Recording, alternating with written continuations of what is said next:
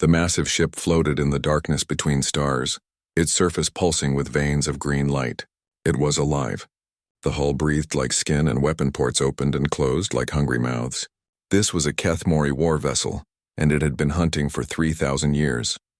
Commander Vexithara stood 12 feet tall on the bridge, her black claws clicking against the biometal floor. Her exoskeleton gleamed like polished obsidian, and her 4 eyes scanned the star charts floating before her. Behind her, dozens of other HFY warriors moved with deadly grace, their movements silent despite their massive size. "Report," Vexithara growled, her voice like grinding stone. A smaller HFY approached, keeping his head low in submission. "War leader, the scouts have found new prey. A species called humans. They live on a small world called Earth." Vexithara's mandibles clicked with interest. In her long career, she had hunted 47 different species across the galaxy. Some had fought back briefly before accepting their fate. Others had simply surrendered when they saw the Dominion fleet arrive. All had eventually become food, slaves, or entertainment for the HFY Empire. "Show me," she commanded. The bridge filled with holographic images of a blue and green planet. Small ships moved around it like insects. The humans appeared to be a young species barely able to travel between stars. "Perfect prey. They have only recently developed faster-than-light travel," the scout reported. "Our analysts believe they will provide excellent hunting. Their neural patterns are complex, which should make them interesting sport." Vexithara studied the images. The human ships were crude, powered by simple fusion reactors. Their weapons were basic projectiles and energy beams. Nothing that could threaten a HFY bioship.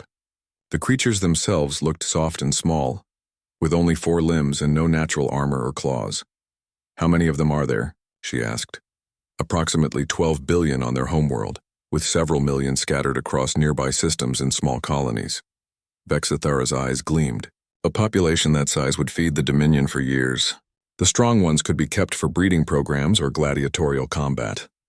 The intelligent ones would make good slaves for the bioship construction projects. Prepare the hunting fleet," she ordered. "We leave within the cycle." The HFY Empire had perfected the art of conquest over 3 millennia. They were apex predators who had evolved on a world where only the strongest survived. Their ancestors had clawed their way to the top of their planet's food chain through pure savagery. And when they reached the stars, they brought that same philosophy with them. Every HFY was born with natural weapons. Their claws could cut through steel. Their armored skin could stop most projectiles, and their pack-hunting instincts made them nearly unbeatable in combat. They lived by a simple rule: the strong consumed the weak. Over the centuries, they had encountered dozens of species among the stars. Some, like the peaceful Zalani, had tried to negotiate. The HFY had turned their crystal cities into hunting preserves. Others, like the warlike Gornath, had fought back with everything they had. Their warrior culture now served as entertainment in Dominion arena worlds. No species had ever successfully resisted the HFY for more than a few years. Most surrendered within months once they understood what they faced. The Dominion's bioships were living weapons that grew stronger by consuming their enemies. Their armor healed itself. Their weapons adapted to new threats. And they reproduced by converting captured technology and organic matter. As Vexithara's fleet prepared to depart, she reviewed the intelligence reports on humanity. They showed a species that seemed almost childishly naive. The humans apparently believed in something called universal rights and spent considerable resources trying to avoid conflict with each other. They had eliminated poverty and disease on their homeworld and were working to do the same across their small collection of colonies. Such weakness disgusted Vexithara. A species that soft would provide little sport before the inevitable slaughter. Still, their neural complexity suggested they might have interesting reactions to fear and pain. The Dominion's pleasure seekers would pay well for such exotic entertainment. The hunting fleet consisted of 20 bioships, each one a living nightmare sculpted by HFY bioengineers. The largest vessels were called devourers, massive creatures that could swallow enemy ships whole and digest them for raw materials.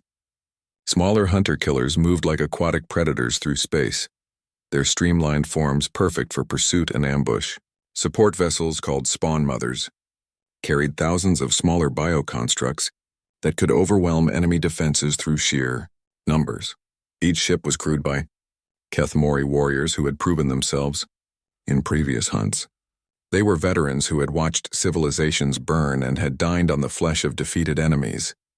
To them, humans were just another entry in their long catalog of conquered species. Vexithara took her place in the command chamber of her flagship, a massive devourer called Endless Hunger. The ship's living walls pulsed around her as its biomechanical systems came fully online. She could feel the creature's eagerness to hunt through the neural link that connected all Kethmori to their vessels. "Set course for Earth," she commanded. "Standard hunting approach. We take the homeworld first, then sweep the colonies." The fleet slipped into hyperspace like a pack of predators following a scent trail. Behind them, automated systems began preparing processing facilities and holding pens for the human livestock they would soon acquire. Vexithara settled into her command throne and allowed herself to anticipate the coming hunt. Humans appeared to live in large groups in structures called cities, perfect for terror raids. Their young took many years to mature, which meant they would be protective of their offspring. Excellent leverage for psychological warfare. The intelligence reports showed that humans had something called art and music, wasteful activities that served no survival purpose. They also appeared to form emotional attachments to individuals outside their family groups, another weakness that could be exploited. Some even formed bonds with non-human animals, keeping them as pets rather than food sources. Such behaviors marked humanity as a prey species in every way that mattered. They had grown soft through easy living, developing empathy and cooperation instead of the predatory instincts that ensured survival. They would break quickly once the hunting began. The journey to human space would take several weeks, giving Vexithara time to plan the attack in detail. First, they would destroy any military resistance with overwhelming force.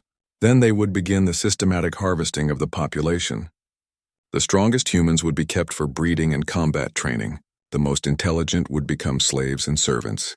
The rest would be processed for food and raw materials.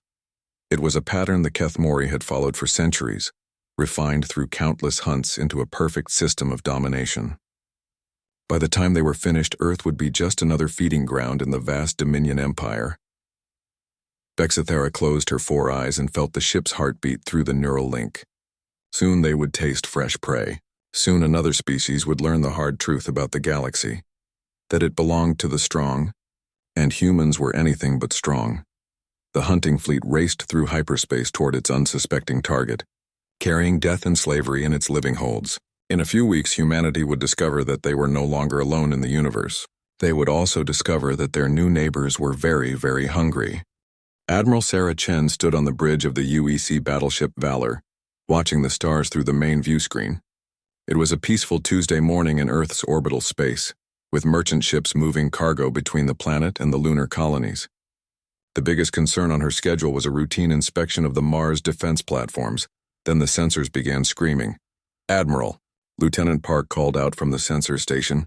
"Multiple contacts dropping out of hyperspace. They're huge, larger than anything in our databases." Sarah moved quickly to Park's station.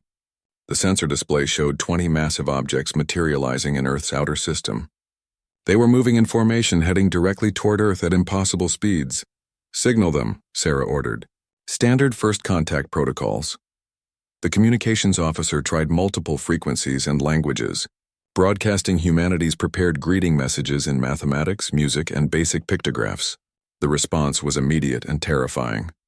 A voice like grinding metal filled the bridge, speaking perfect English with a tone that made everyone's skin crawl. "Attention, prey species. You are now property of the Kethmori Dominion. Surrender your weapons and prepare for processing. Resistance will only increase your suffering."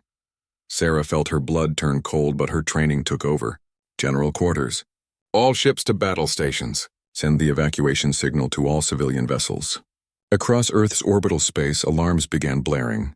The small Earth Defense Fleet, 12 battleships, 30 destroyers, and various support vessels, moved to intercept the alien ships.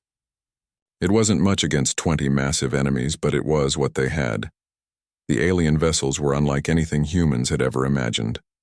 They looked alive, with surfaces that pulsed and writhed like skin. Weapon ports opened like mouths full of teeth, and the ships moved through space with the fluid grace of swimming predators. "Weapons range in 30 seconds, reported Commander Torres from the weapons station. Sarah opened a channel to the fleet. "All ships, this is Admiral Chen. We don't know what these things want, but they've made their intentions clear. For Earth, for humanity, give them hell.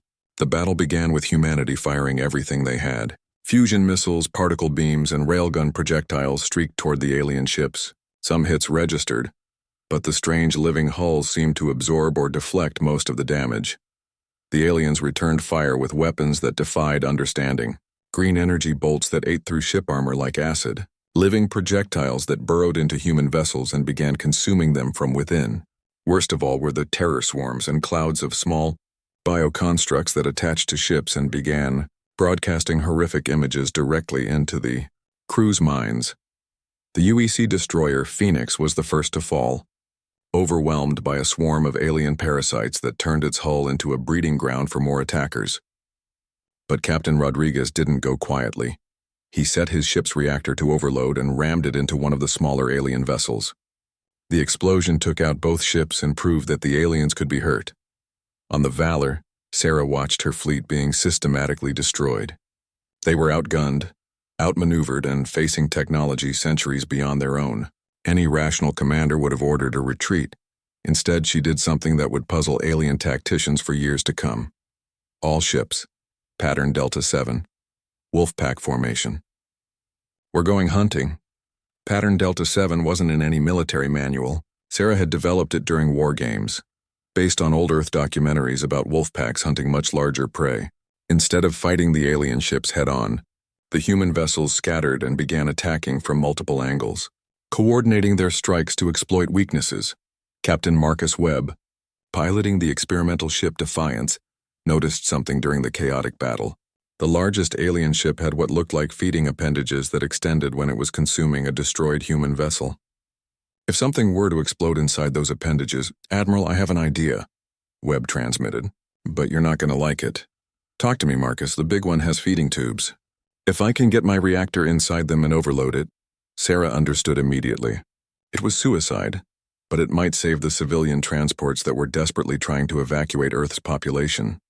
Negative, Captain. We'll find another way. With respect, Admiral, there is no other way. I've got 50,000 civilians on that transport behind me. My choice.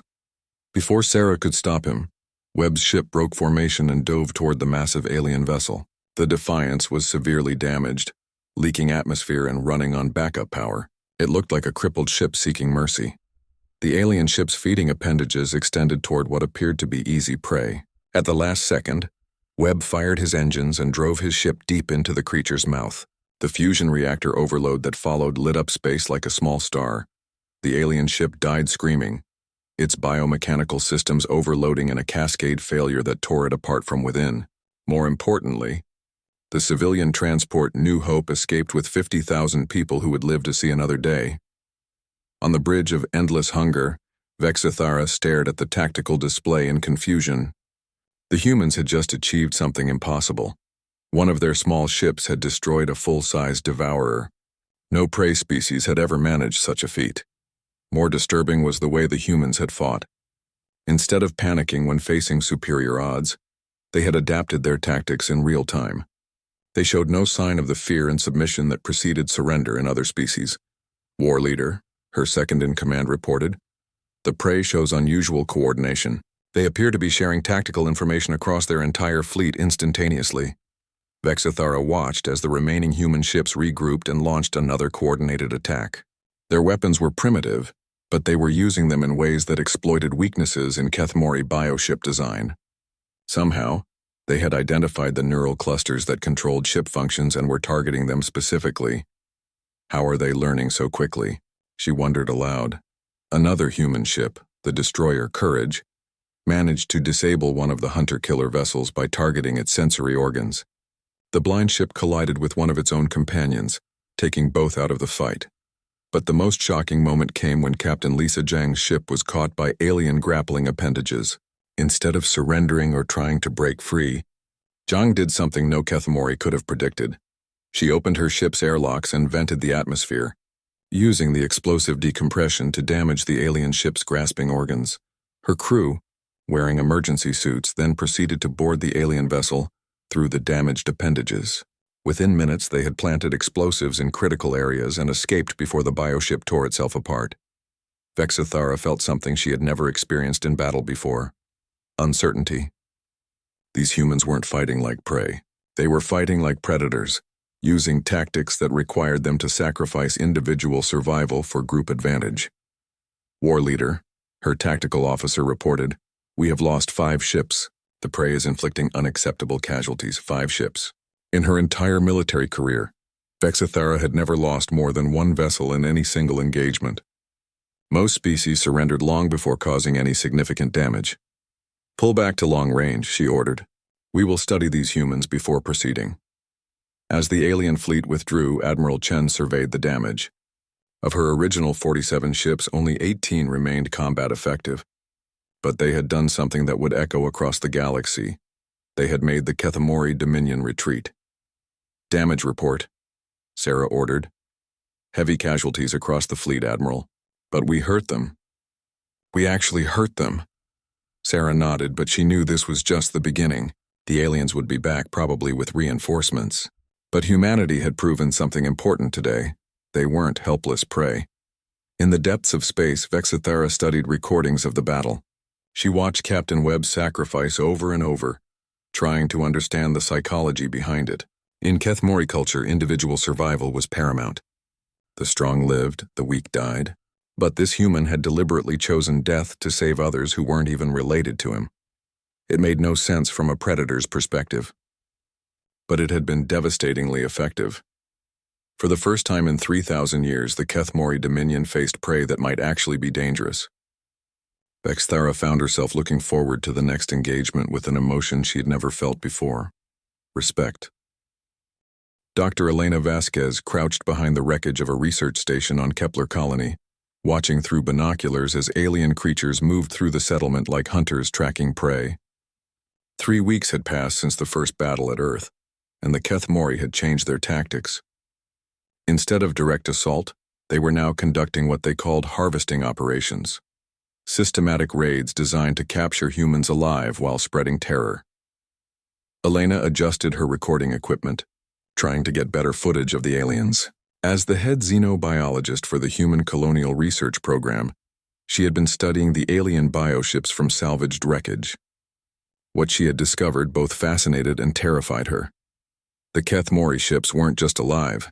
They were engineered predators, bred and modified over thousands of years for hunting and killing. But like all living things, they had weaknesses. "Dr. Vasquez, we need to move," whispered Sergeant Kim, the Marine assigned to protect her. "The patrol is heading this way." Elena packed her equipment quickly.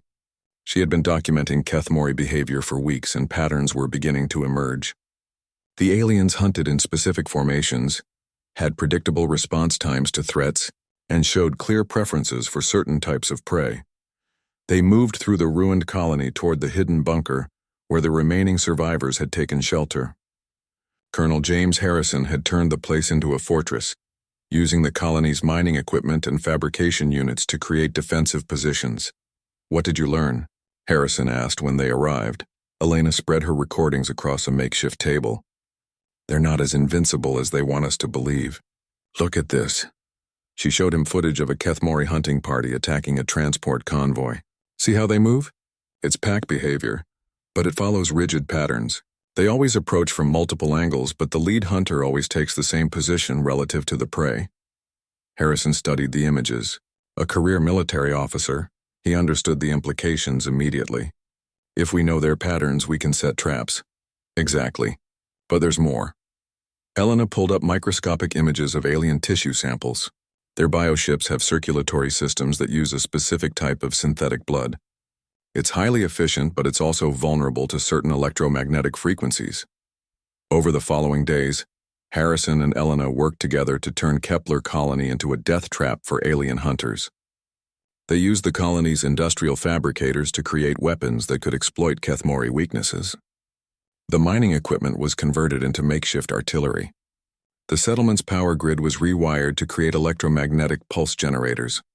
Most importantly, they began thinking like predators themselves. The next Kethamori hunting party arrived expecting easy prey. They found something else entirely. Commander Zarthek led 12 warriors through the abandoned streets, following heat signatures that indicated human survivors in the central complex. It should have been a simple harvesting operation. Surround the prey, induce terror, then collect the paralyzed survivors for transport to the processing ships. Instead, the humans struck first. The attack came from underground, where Harrison's people had dug a network of tunnels using mining equipment. Explosive charges detonated beneath the alien patrol, disorienting them and separating the pack. Then the humans emerged from concealed positions and opened fire with weapons specifically designed to disrupt Kethmori biology. Electromagnetic pulse rifles sent waves of energy that interfered with the aliens' nervous systems. Sonic weapons emitted frequencies that caused pain and confusion in Kethmori hearing organs. Most effective were the blood burners, devices that Elena had designed to target the synthetic circulatory fluid in alien bioarmor, Tsar, that found himself fighting enemies who seemed to anticipate his every move. When he tried the standard intimidation display, rearing up to his full 12-foot height while extending his claws, the humans simply shot him in what they had somehow identified as weak points in his exoskeleton. When his warriors attempted their traditional pack-hunting formation, they walked into carefully prepared kill zones where human defenders could target them from multiple concealed positions. The prey had become predators. But the most shocking moment came when Private Lisa Chen was cut off from her unit and surrounded by 3 Kethmori warriors. Instead of surrendering or trying to flee, she did something that violated every assumption the aliens had about prey behavior. She attacked. Chen had been studying alien body language and vocal patterns since the first contact. She had learned to recognize Kethmori dominance displays and understood their pack hierarchy. When the warriors surrounded her, she deliberately challenged the pack leader using their own behavioral cues. The alien was so surprised by a prey animal displaying predator behavior that it hesitated for a crucial second. Chen used that moment to activate a sonic grenade that sent the entire pack into temporary paralysis. She then systematically disabled each warrior using Elena's electromagnetic weapons. When the dust settled, the humans had captured 2 live Kethmori and killed the rest. For the first time in Dominion history, prey had successfully hunted predators. Vexathara studied the reports from Kepler colony with growing unease. She had expected the usual pattern: initial resistance followed by gradual demoralization and surrender. Instead, the humans seemed to be getting stronger and more effective with each engagement. The prey has developed new weapons, her intelligence officer reported. They appear to have studied our biology and created tools specifically designed to harm us. This was unprecedented. Other species had occasionally managed to wound Kethmori warriors through luck or desperation, but none had ever conducted systematic research to develop anti-Kethmori weapons. How long did it take them to develop these tools? Vexathara asked. Based on the timeline, approximately 3 weeks from first encounter to deployment. Vexathara's mandibles clicked in disbelief. It had taken the Kethmori centuries to develop weapons effective against other species. The humans had done it in less than a month. More reports arrived from other hunting operations across human space. On New Tokyo, a human civilian named Dr. Yamamoto had somehow learned to communicate with captured Kethmori bioships, using mathematical concepts to establish basic communication protocols. On Titan Station, colonial engineers had reverse-engineered a damaged alien fighter and were already building copies. Most disturbing of all were the reports from the Sol system, where Admiral Chen had been using captured alien technology to upgrade human ships. The primitive fusion-powered vessels were being retrofitted with biomechanical components, creating hybrid ships that combined human adaptability with Kethmori biotechnology. War leader, her chief tactician said carefully, perhaps we should request additional hunting fleets from the core worlds. These humans are proving more challenging than anticipated. Vexathara considered the suggestion. In 3,000 years of conquest, the Dominion had never needed more than a single hunting fleet to subdue any species. Requesting reinforcements would be seen as a sign of weakness, but the alternative might be even worse. The humans weren't just fighting back, they were learning. Every encounter taught them more about Kethmori tactics, biology, and technology. At this rate, they might actually become a genuine threat. On Earth, Elena Vasquez worked late into the night in her new laboratory, studying tissue samples from the captured Kethmori warriors. She had made a discovery that changed everything she thought she knew about the alien invaders. The Kethmori weren't a naturally evolved species. They were artificial predators, created through genetic engineering and cybernetic enhancement. Someone had designed them to be the perfect hunters. But that perfection came with a price. They were incapable of true adaptation. The aliens could learn new tactics and develop new weapons, but only within the narrow parameters of their predatory programming. They couldn't conceive of cooperation between species, couldn't understand self-sacrifice for others, and couldn't imagine prey fighting back effectively. In other words, they had the same weakness as any other designed system. They could only function as intended by their creators. Elena smiled as she began writing her report. The Kathmori thought they were hunting humanity, but they had made a crucial mistake. They had given humans time to study them, learn from them, and discover their weaknesses. The hunt was about to turn around, and the predators were about to become the prey. Outside her window, modified human ships patrolled Earth's orbital space, their hulls now incorporating biomechanical components that made them faster, stronger, and more efficient than anything humanity had built before. Admiral Chen's fleet was growing daily as engineers learned to build hybrid vessels that combined the best of human and alien technology. In hidden facilities across human space, scientists and engineers worked around the clock to reverse engineer every piece of Kathmori technology they could capture. Weapons, armor, ships, even the aliens' biological systems were being studied, analyzed, and improved upon. The Kathmori had expected to find easy prey. Instead, they had found a species that turned everything into a learning opportunity. Humanity was evolving in real time, adapting to threats and challenges with a speed that defied alien understanding.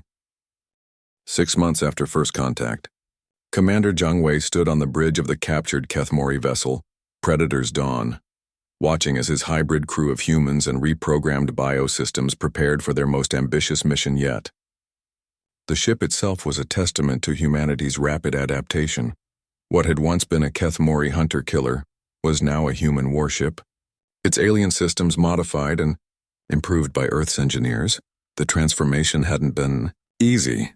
Dr. Vasquez's research team had spent weeks learning to communicate with the ship's biological components, using a combination of biochemical signals and electronic interfaces to convince the living vessel that humans were its proper crew.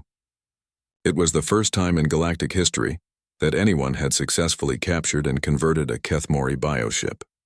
"Status report," Zhang ordered, still amazed that he was commanding an alien vessel. "All systems green, Captain," replied Lieutenant Torres, her console now a strange fusion of human technology and alien biointerfaces. "The ship's biological systems are fully integrated with our command protocols. We're ready for the assault on Proxima Station." Proxima Station was a Kathmori forward base that the aliens had established in human space. It served as a staging ground for hunting operations and a processing center for captured humans. Intelligence reports suggested that over 10,000 human prisoners were being held there, awaiting transport to Dominion slave markets. Zhang's mission was simple in concept but revolutionary in practice. Use the captured bioship to infiltrate the station, then deploy a computer virus that Dr. Vasquez had designed to reprogram other Kathmori vessels. If it worked, they would turn the aliens' own fleet against them. "Take us in," Zhang ordered. "And remember, we're supposed to be returning from a successful hunt. Act predatory." The Predator's Dawn approached the station using standard Kathmori approach patterns that Zhang's crew had learned from studying captured tactical data. To external sensors, it would appear to be just another hunting vessel returning with prey. At the station, Kathmori controllers observed the approaching ship without suspicion. The vessel's biosignature matched their records, and it was transmitting proper identification codes. They granted landing clearance and began preparing to process whatever prey the ship had captured. They had no way of knowing that the ship's biological systems had been reprogrammed to obey human commands, or that the prey in its cargo holds were actually human marines in captured Kathmori bioarmor. The infiltration went perfectly. Zhang's team docked at the station and began uploading Dr. Vasquez's virus into the station's central computer network. The virus was a marvel of xenobiology and computer science, a self-replicating program that could interface with both electronic systems and biological neural networks. Within minutes, the virus had spread throughout the station's biomechanical infrastructure. Kethmori ships docked at the facility began receiving new programming that overwrote their loyalty protocols. Instead of serving the Dominion, they now responded to human commands. The first sign that something was wrong came when 3 Kethmori frigates suddenly opened fire on their own support vessels.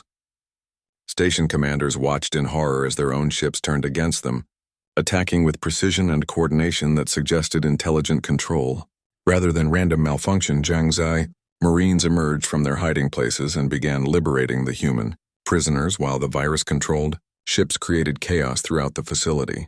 For the first time since the war began, humans were rescuing their own people from Kethmori captivity.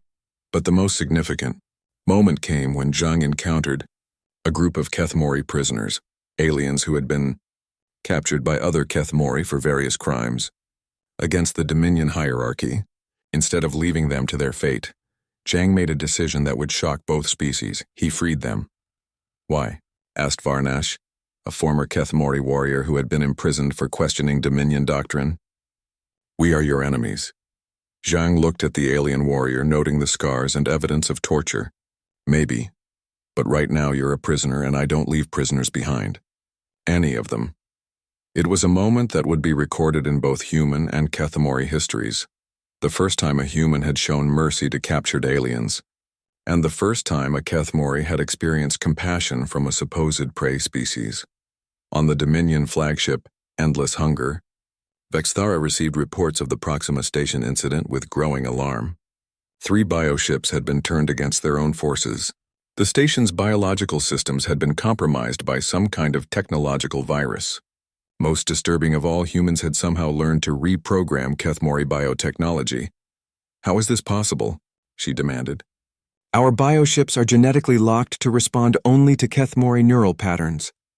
Her chief scientist, an ancient Kethmori named Quexhul, studied the data with 4 eyes that had seen the rise and fall of countless civilizations.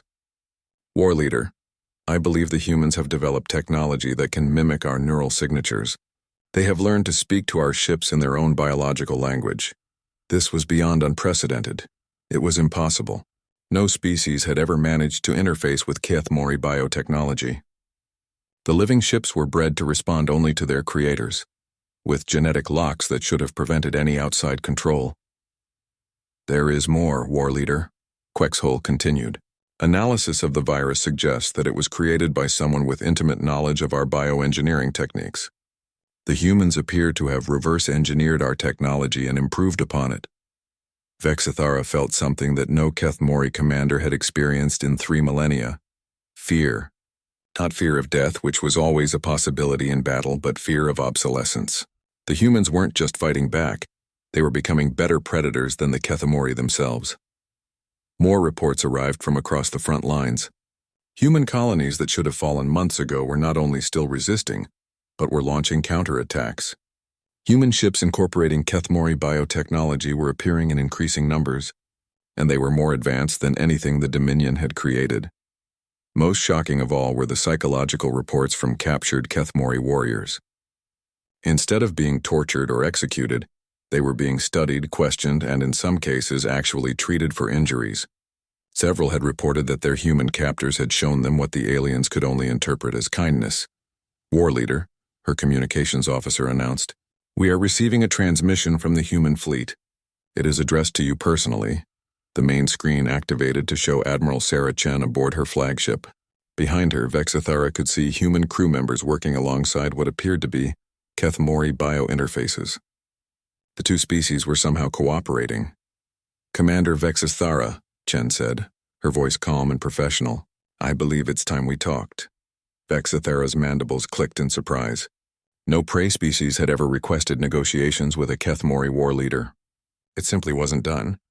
"What could we possibly have to discuss, prey creature?" Vexithara replied, though she found herself genuinely curious about the answer. "The future," Chen said simply. "Your people are impressive warriors, but you're fighting a war you can't win. We've captured your technology, learned your tactics, and we're adapting faster than you can counter us. But this doesn't have to end with one species destroying the other." Vexithara studied the human commander. There was no fear in her eyes, no submission in her posture. This was a predator speaking to another predator as an equal. "What are you proposing?" Vexthara asked, though she wasn't sure why she was entertaining this conversation. A prisoner exchange. We have captured Kethmori personnel and you have human prisoners. But more than that, we want to understand each other. You've taught us a lot about warfare and adaptation. Maybe we can teach you something too. The transmission ended, leaving Vexithara alone with her thoughts. In her command chamber, surrounded by the living walls of her bioship, she contemplated something that went against every instinct she possessed. The humans were offering to treat captured Kethmori as prisoners of war rather than prey. They were suggesting that the two species could coexist, rather than one consuming the other.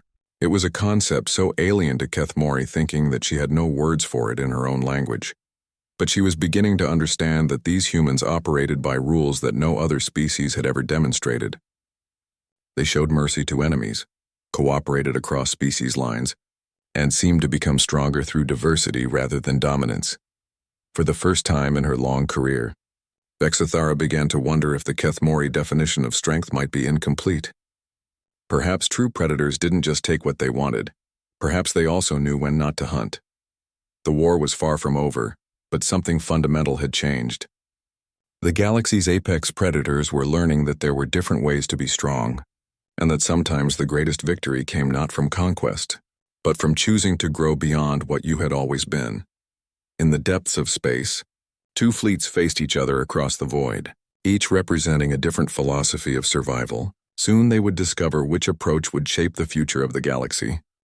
2 years after first contact, Admiral Sarah Chen stood in the war room aboard the flagship Unity, watching as the largest fleet in human history prepared for what everyone hoped would be the final battle of the war. The ship itself was a symbol of how much had changed. A hybrid vessel that combined human engineering with Kethmori biotechnology and components from 6 other species that had joined what was now called the Liberation Alliance. The fleet around her was unlike anything the galaxy had ever seen. Human ships flew alongside vessels from the Zalani Crystal Builders, the Gornith warrior clans, and even modified Kethmori bioships crewed by defectors who had chosen cooperation over conquest. It was a living example of what the galaxy could become when species worked together instead of hunting each other. Final approach to Kethmor Prime in 6 hours, reported Commander Zhang Wei, now her fleet coordinator. The former captured ship commander had become an expert in interspecies naval tactics. All Allied squadrons report ready.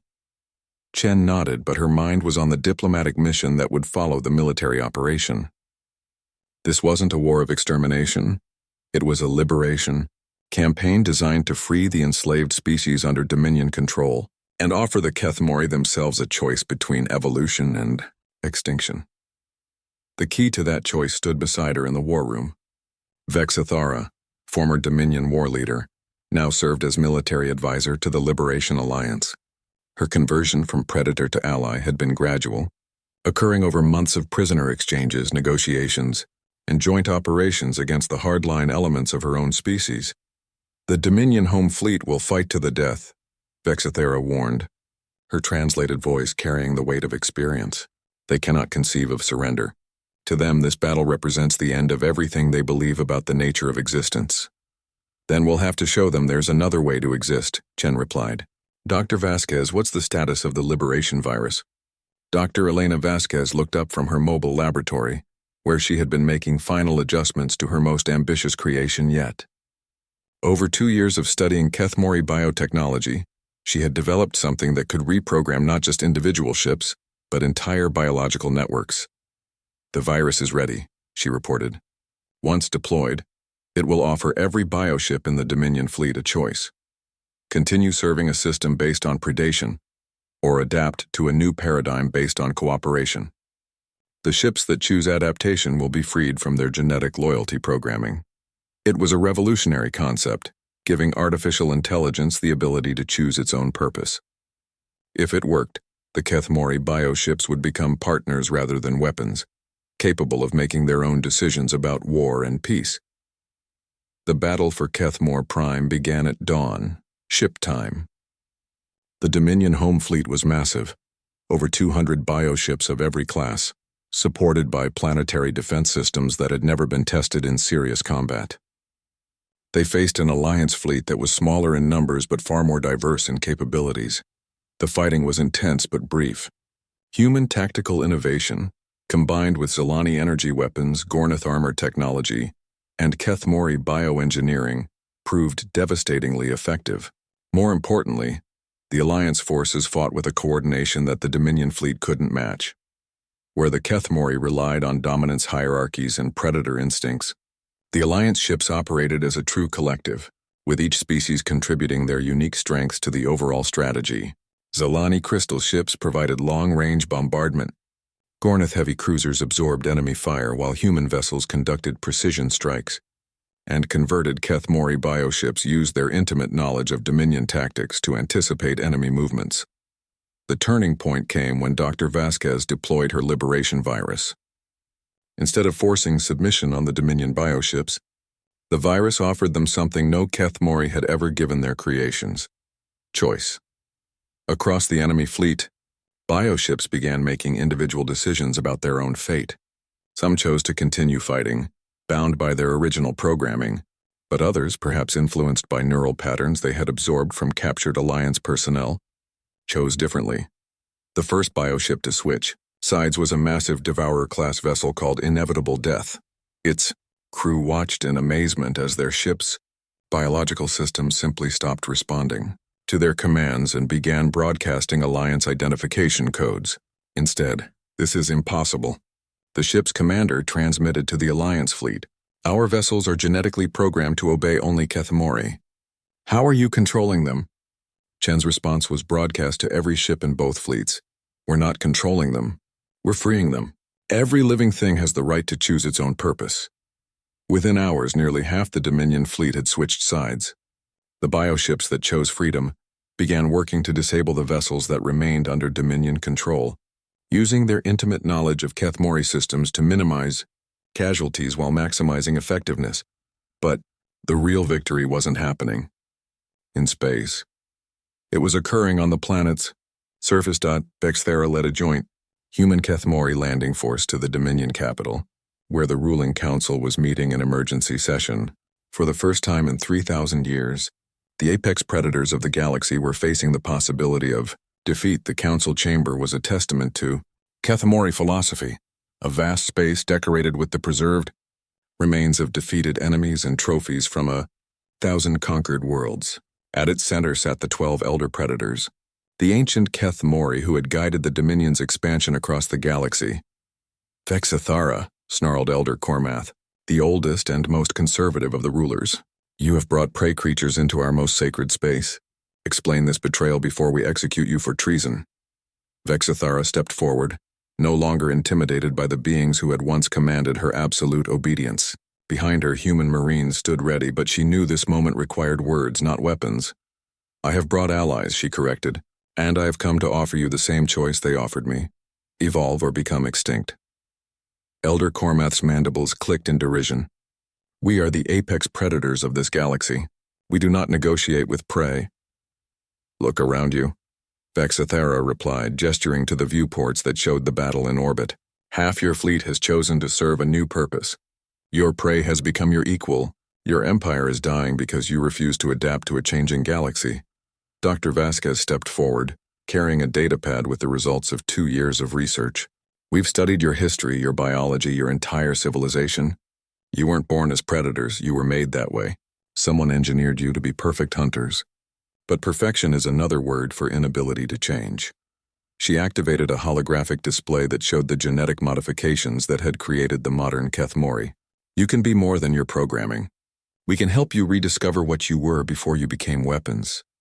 Elder Cormath raised his claws threateningly, but Admiral Chen's voice cut through the tension. "Elder, your ships in orbit are being offered the same choice we're offering you. Join the galactic community as equals, or continue as predators in an increasingly empty galaxy where your prey has learned to bite back." The chamber fell silent as the implications sank in.